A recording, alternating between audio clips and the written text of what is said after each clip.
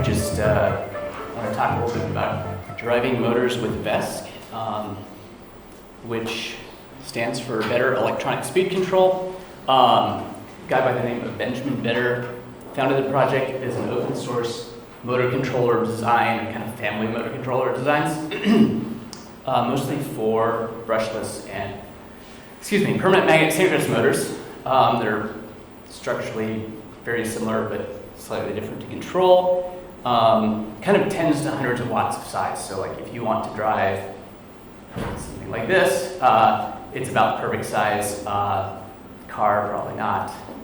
If you go really small, you're wasting money because they're not dirt cheap. And really, just any solid DC supply, but that usually means batteries.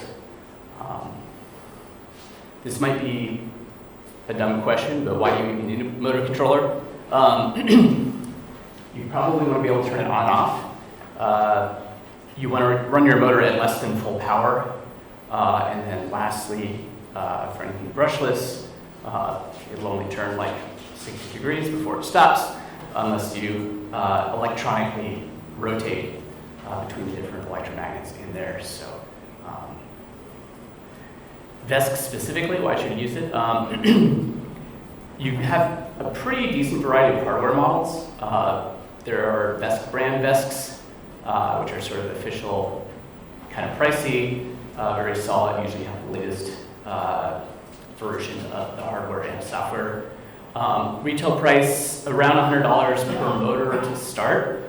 You can obviously go up from that. They do have some two-motor models for things like skateboards, so that you just have a single unit. Usually there are two duplicates inside there that talk over a CAN bus, which I'll go over in a bit. Really nice configuration control monitoring software that I'm going to hopefully have time for a quick demo on. And then, yes, very sophisticated control algorithms that are a little bit beyond my pay grade, but it will also automatically detect all the parameters that it needs to do that control via that software. And then if you don't have Hall sensors in your motor or don't have a position encoder, it can do some algorithms for sensing the rotor position, which you need to actually commutate without those. And there are a bunch of different control schemes to actually talk to it and tell it what to do that are all built in, and you can kind of easily switch between those with the different apps, they call them in there. And lastly, of course, there's open source. If the hardware doesn't work for you, you could go and do your own PCB layout, publish that, get that fabricated, so forth. And obviously, if the software doesn't work for you, you can download the source, clone the repo, change some code, extend it, so forth. So when shouldn't you use a VESC? Basically, if you're driving anything small, $100 is kind of the high price of entry, where you probably just use like an Arduino shield or something like that. If you're trying to power a car, it's not really the best architecture for that kind of voltage and current. The documentation is like decent for basic stuff, but you get into kind of advanced stuff and you're kind of like searching through readmes and forums and fast forwarding through YouTube videos. And then there's a lot of what, like, unhelpful help. I don't know if there's any Twin Peaks fans here, but there's this, you kind of like, it'll have a food control, and it's like, you click the help button, it says controls of food. And there's this great scene from Twin Peaks where they're talking about the log lady and gives a very unhelpful response. And then lastly, if you have sort of the, if secret sauce in your source code that you don't want to publish, not great for your actual product, but potentially for like prototyping, tuning, that sort of thing. So what is it used for? So if you go to vetter.se, which is the sort of the founder's personal website, it's called Benjamin's Robotics. So I believe it was started as like a robotics project. Then obviously personal electric vehicle people, PEV, sort of picked it up. So a lot of people will do like a jailbreak for their one wheel. where they just replaced the motor driver, sort of the brains of the unit, with with a VESC. That's super common. Electric skateboard people, it's really like the perfect scale and kind of cost for that. And then drones, bigger radio control models, that sort of thing. In terms of like what it's good for, really good for personal projects. You're just kind of like getting started quickly, getting off the ground. Commercial prototypes, again, I could see using this to figure out like a control scheme or something, kind of rapid prototyping, because there's some really cool tools now to do that, tuning parameters and whatnot. And possibly small production runs, possibly big production runs, but I've never really approached that. So I don't know if that would scale in cost. Again, $100 a pop, $200 for a skateboard, that kind of adds up where you're kind of hitting a premium price point. I'm going to do a demo, little safety talk. I don't know if this is super necessary, but basically it's kind of a lot of power. It's also in the form of kinetic energy, which I had this great comparison, which is a stick of butter is about a kilowatt hour of chemical energy, and a kilowatt hour of kinetic energy is dropping a Honda Civic off the Eiffel Tower. So it's like very different scale of like potential damage. I mean, I guess the butter could explode or something, but moral of the story, firmly mount your motor. If you have one of these outrunners that's kind of big and heavy, and just try to hold the shaft and then tell it to auto-tune itself, more than likely you're just going to spin out of your hand because it's quite a bit of power. Also, if you have it on the ground while you're tuning it or something, real potential for just take off across the room and like run into somebody or damage something or itself. Also, cables, hair, clothing, keep that away. Don't get your batteries set on fire, but have potentially a fire extinguisher nearby, especially if you're trying to pry them out of their casing or something. For production, there's a little bit of a debate on this. Probably a good idea to use like a fuse or circuit breaker in addition to whatever protection your battery has built into it. But again, there's people that say you always need one. There's people that say that you don't really need that if you have good battery protection. But the other thing is some kind of if you have like a vehicle that you're writing custom software for, some kind of a timeout, like watchdog timeout, where if your program hangs or crashes, it will cut power, possibly gently brake. And then also if you have something like a one-wheel skateboard, you really need to know if the rider has fallen off so it doesn't just continue on its way down the street. One thing I've used, kind of a brute force, but they're these little tethers for usually like jet skis that just the little red part rips off of the button protrudes, and then it either shorts or open circuits, depending on the model you have. So you use that like on a serial line to just crowbar that, and that will cause a timeout in the VESC, and it does, it shuts it down nicely. So I'm going to want to do a quick demo here. We don't have time. A little short, but we'll see. So I just want to kind of show what the process looks like to just get everything plugged together and run the tune. Just see this, USB-C is, sorry, micro USB is, I always gotta turn it 3 times. All right, so let me exit out of this. And so, actually let me go through this slide real quick. You need VESCs, obviously, to do this. Some kind of power supply. I've got these lithium batteries and motors. These are just kind of commercial off-the-shelf hub motors. I put these very large wheels on it because the pavement around it is terrible. And then a computer or smartphone. You actually do that over Bluetooth nowadays to run the tuning. USB cable is useful, especially if you're doing firmware updates or bootloader updates. You don't want to quit halfway through. And then the VESC tool software, that is sort of the full version. There's also an app from the various app stores. It's a little bit of a nerfed version, more useful for on-the-go tuning versus hardcore development. So with that, I will launch the VESC tool. Let's see, there we go. Let me see if I can, I'm not exactly sure which, okay, it's over there.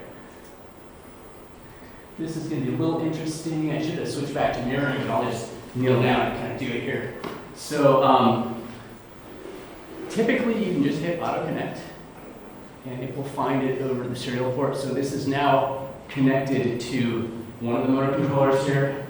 Your dial is down a little bit. Actually, let's do this setup first just to kind of walk through that. So this is setup motors field oriented control. You just hit that and it has this neat little wizard that kind of walks you through it.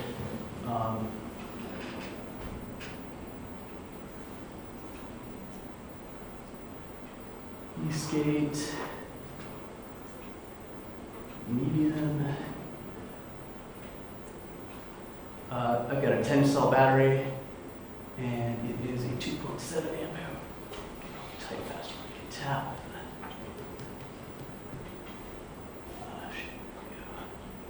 And let me go ahead and set this up to like -5. Pretty low. It's this. This is just for kind of reporting the speed. So I'm gonna take that off, and you'll kind of see if you look closely. This will start doing some beeping and turning. And at this point, just kind of learning the inductance and resistance and all that of the different motor windings. It's going to slow down, and now it's figuring out where in the rotation the Hall sensors are active.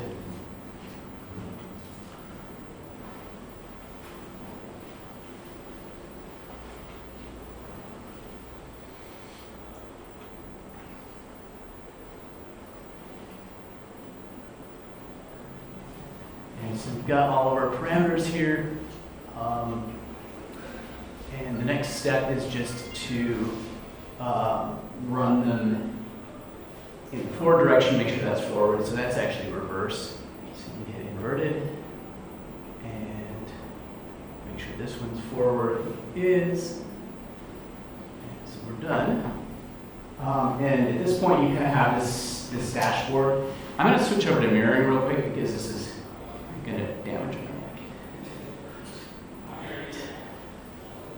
All right, so you have this kind of dashboard here at the bottom. So I can just say I want to put, let's say 2 amps into the motor and go, and that'll spin up. And there's also, you'll notice, you can't see it, but there's a little cable here connecting the 2 VESCs with CAN bus. And so you can actually remote to the other VESC and have it also do things. And I'm going to jump back to, well, I'll just kind of go through. As I mentioned, there's a bunch of different control schemes. I don't know if you can all read this. PPM, this is emulating a servo. The old school RC models had a servo that was actually turning a little rotary switch with transistors. Yeah, it basically uses a pulse position modulation scheme. Analog, pretty self-explanatory. UART, there's a whole custom kind of packet system that you can send packets to it from like an Arduino or other microcontroller, and then you can combine that with some of the other ones. This is actually some Bluetooth options. Shout out to one of our sponsors, Nordic Semi. There is a Bluetooth module. I don't know if I have it installed. You actually do. So you can connect to this, which is super handy if it's like a vehicle and you don't want to have a cable from your phone or laptop while you're tuning things. And then balance. So this is for one of the little segues, that sort of thing. It doesn't really do robot balancing, but it does like human balancing. And then PS, that's a pedal cadence sensor used on e-bikes. And you can combine that with the analog input for like a thumb throttle to do both. let me just jump back to my slides real quick.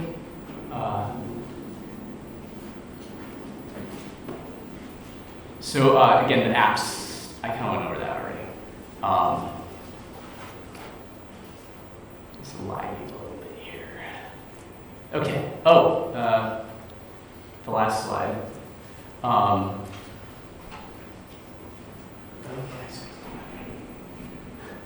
You can write your own custom apps. So this is like just some extensibility built into the source code. It's still definitely hacking, statically linked software in the thing. You need your whole ARM toolchain installed and so forth. A little bit more advanced.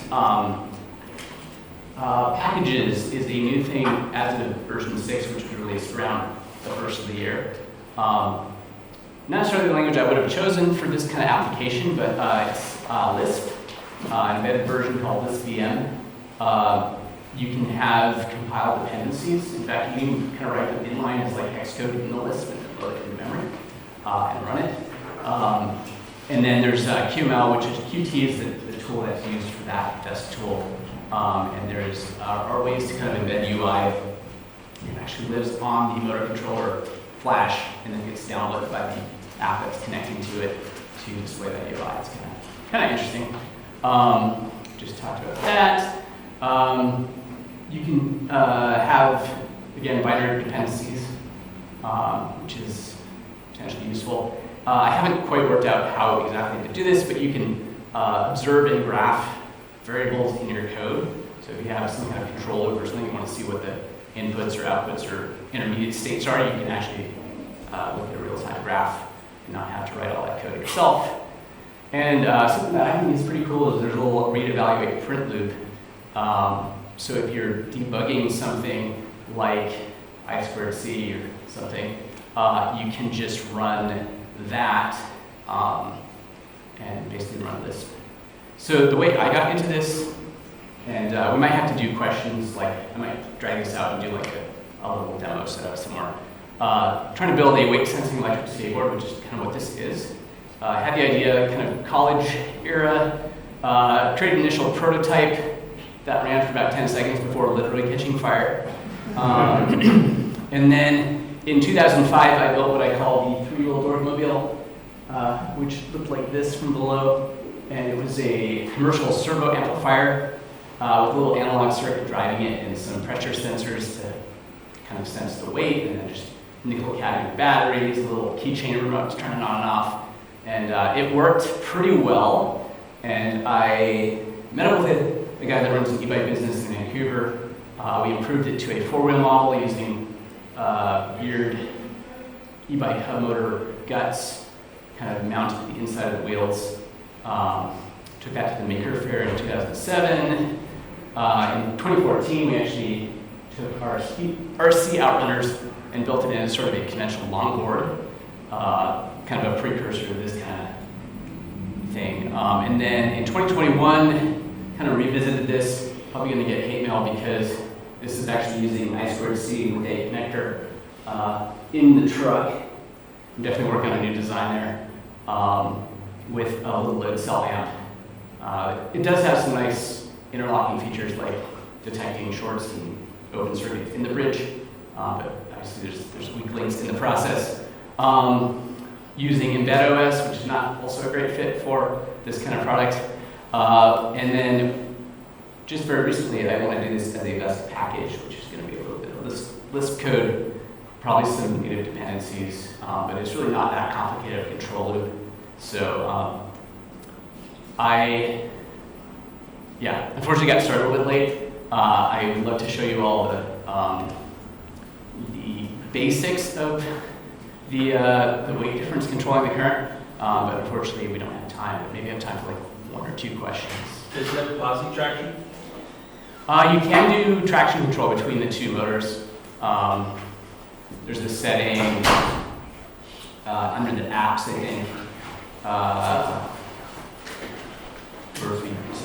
Like PPM. There's something about traction control over CAN. I'm not seeing it right now, but that is an option. So, yeah. Are they? I haven't seen the newer VESCs. Are they still using like anti-spark switches and stuff like that for the power connecting, or is there any kind of The fancy ones have it on board, the basic ones don't. So yeah, if you get the VESC brand vests that are like $600, they have the external switch built in. I'm clear, who makes them now? Trampa? Trampa is the official VESC brand VESC. So there's kind of high-end ones. There's a company called, I'm not sure if it's Flipski or Flipsky, that sells pretty decent ones on Amazon. I have one here. This is from a defunct Australian company called Inertian. That's just kind of a relaid out, a little more convenient of the kind of old school VESC hardware. So there's a few different people that make it, and of course you can download the schematics and like create your own PCB layout. You know, if something's not, if none of the commercial options like work out for you. All right, I should probably call it right about there and turn it over to the 5 p.m. presentation, but thank you so much.